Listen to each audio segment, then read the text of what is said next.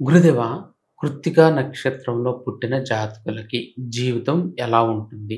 వాళ్ళు అనుకున్న కార్యాలన్నీ విజయవంతంగా సాగాలంటే వాళ్ళు చేయాల్సిన పని ఏమిటి? కృత్తికా నక్షత్రంలో పుట్టిన వారు రవి నక్షత్రంలో పుట్టడం, సూర్య భగవానుడు భూమండలంలోకి ఎలా వచ్చి వెలుగును ప్రసాదిస్తూ ఉంటారో వీరు స్వయం ప్రకాశితులు. వీళ్ళు ఎప్పుడూ ఒకరి మీద ఆధారపడరు.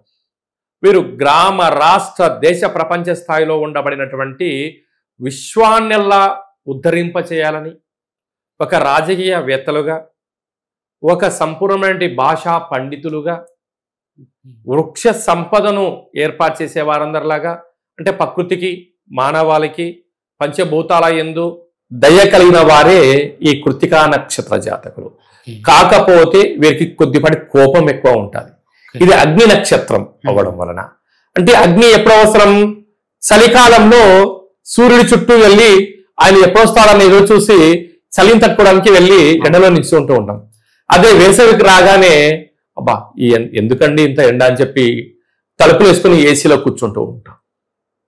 మనం రెండింటిని గమనిస్తూ ఉంటాం.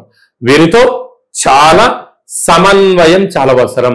ఎంతవరకు వీరితో స్నేహం చేయాలో, ఎంతవరకు వీళ్ళతో ఉండాలో. వీరికి అబద్ధం ఆడితే అస్సలు నచ్చదు. వీరికి చాలా కోపం ఎక్కువ ఉంటుంది. ధర్మబద్ధంగా ఉండాలి, న్యాయబద్ధంగా ఉండాలి, సిన్సియర్గా ఉండాలి. టైం పంక్చువాలిటీ వీళ్ళకి చాలా అధికంగా ఉంటుంది. కనుక ఇలాంటి వారు ఇంట్లో ఉంటే కుటుంబం అంతలో కూడా సత్ప్రవర్తనగా ఉంటుందని మనం గమనించాలి. ఇది పరిస్థితి.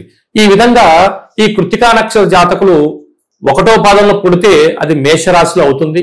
వారికి ప్రస్తుతం మేలనాటి శని ఉంటుంది కనుక కొద్దిపాటి శాంతం అవసరం అని చెప్పి గుర్తుపెట్టుకోగలగాలి.